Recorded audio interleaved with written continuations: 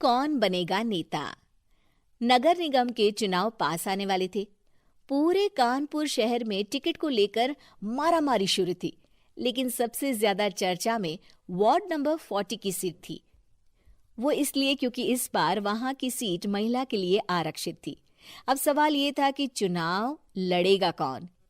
इससे पहले ठाकुर साहब वहां से पार्षद थे और इस बार उन्होंने अपनी पत्नी सीमा ठाकुर को टिकट दिलवाई और ठाकुर साहब की शान के कारण सीमा जी ने 20,000 वोटों से चुनाव जीत लिया। अरे बधाई हो सीमा भाभी, अब तो आप वार्ड की पार्षद बन गई हैं। अब तो हमारे काम आप ही करवाएंगी। अरे ये तो सिर्फ नाम की पार्षद बनी है, वो तो महिला सीट आ गई, वरना पार्षद तो मुझे ही बनना था। अब भले ही चेहरा इसका होगा, लेकिन पावर तो मेरी ही होगी। अरे वाह भाई साहब, क्या दिमाग लगाया है आपने भी। आइए आप लोग, खाना लगा दिया है सबके लिए। सीमा जी पार्षद बन चुकी थीं, फिर भी उनकी एक ना चलती। सारे काम ठाकुर साहब खुद ही संभाल लेते और जहां जरूरत पड़ती वहां सीमा जी का अंगूठा लगवा लेते। सीमा जी ज्यादा पढ़ी लिखी भी नहीं थी। एक दिन ठाकुर साहब और सीमा एक प्रोग्राम में जाते हैं। अरे ठाकुर साहब, आप आ गए। ओहो, पार्षद मैडम भी आ गई हैं। स्वागत है आप दोनों का। लगता है हमारे पार्षद फंड का सही इस्तेमाल हो रहा है। चलिए अब उद्घाटन करते हैं। ये लीजिए ठाकुर साहब कैची, आप ही सबसे पहले प्रवेश कीजिए। सब लोग आगे निकल जाते हैं और सीमा जी पार्षद होने के बावजूद भी पीछे खड़ी रह जाती हैं। वो देखती हैं कि वेलकम बोर्ड पर उनका नाम है, लेकिन महिला होने के कारण कोई उनका सम्मान नहीं कर रहा। अगले दिन एक आदमी उनके घर आता है। अरे ठाकुर साहब नमस्कार। कल ना हम नोटिस किए कि हमारा घर तो अवैध है और नगर निगम वाले उसे तोड़ने आ रहे हैं। अरे कुछ कीजिए ना ठाकुर साहब। देखो भाई, मैं तो ज्यादा कुछ कर नहीं सकता, पर अगर तुम सबकी जेब गर्म कर दो तो कुछ हो सकता है। कुल मिलाकर 4 लाख लगेंगे। अरे 4 लाख ठाकुर साहब? अरे भाई, मैं अपने लिए नहीं मांग रहा हूँ। दरोगा है, इंजीनियर बाबू है, बड़े साहब है, सबको देना पड़ता है ना थोड़ा थोड़ा। बोलो है मंजूर? तभी वहां अचानक सीमा जी आ जाती हैं। अरे ये आप क्या कर रहे हैं? पहले इन्हीं लोगों से तो आपने वोट मांगे, अब इनसे ही पैसे ले रहे हो।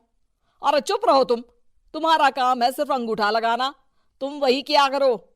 मुझे दूसरे काम तुम मत सिखाओ, समझी? और तुम ना जाओ, अब पैसे लेकर आओ, वरना जेसीबी किसी भी वक्त आती होगी। सब कुछ ऐसे ही चलते रहता है। एक दिन सीमा जी और ठाकुर साहब को एक लोकल मीटिंग में बुलाया जाता है। वहां पर कई और अधिकारी लोग भी मौजूद रहते हैं। अब मैं चाहूंगा कि ठाकुर साहब हमारे बीच 2 शब्द कहें। मेरे प्यारे भाइयों और बहनों, आज मेरा सौभाग्य है कि मैं आप सबकी सेवा दिन रात कर पा रहा हूं। आपने मेरी पत्नी को भारी मतों से जिताया है, इसलिए मैं आप सभी का शुक्रगुजार हूं। मैं आप सबसे वादा करता हूं कि हमेशा की तरह हमारे वार्ड में किसी को कोई तकलीफ नहीं आने दूंगा। सभी लोग तालियां बजाने लगते हैं। अब मैं माननीय पार्षद मैडम को स्टेज पे बुलाना चाहूंगा। अपने नाम को बुलाया सुनकर सीमा जी एकदम चौंक जाती है। उन्हें बिल्कुल उम्मीद नहीं थी कि इतनी बड़ी जगह उन्हें मंच पर बुलाया जाएगा। जैसे तैसे वो मंच पर चढ़ती हैं। ऊपर जाते ही सीमा जी को सारी पुरानी बातें याद आ जाती हैं कि किस तरह उनके पति उन्हें कभी भी आगे बढ़ने नहीं देते और उनके नाम से गलत काम करते हैं। वो बोलने लगती हैं। मैं आपके वार्ड की पार्षद सीमा हूं। आप में से बहुत कम लोग ही मुझे जानते होंगे, क्योंकि इससे पहले मुझे कभी ऐसा मौका ही नहीं मिला। सारे मौके मेरे पार्षद पति यानी आपके ठाकुर साहब ही लेते रहे, लेकिन आज ये मौका मुझे मिला है तो मैं इसे ऐसे ही नहीं जाने दूंगी। मैं आपको ये बताना चाहती हूँ कि आपके ठाकुर साहब मेरे नाम की आड़ में गैर कानूनी काम करते हैं, जिस पर अंगूठों के निशान मेरे होते थे। इसीलिए मैं अपनी गलती मानती हूँ और आज अपने पद से इस्तीफा देती हूँ, ताकि आगे से कोई गलत काम ना हो पाए। अब फैसला आप सबके हाथ में है कि आप हमें क्या सजा देना चाहते हैं। सीमा जी की बातें सुनकर ठाकुर साहब के चेहरे का रंग उड़ जाता है और वो शर्म से मुंह नीचा करके वहां से चले जाते हैं और पद से इस्तीफा देकर ही सही सीमा जी अपने आप में आत्मविश्वास महसूस करती हैं।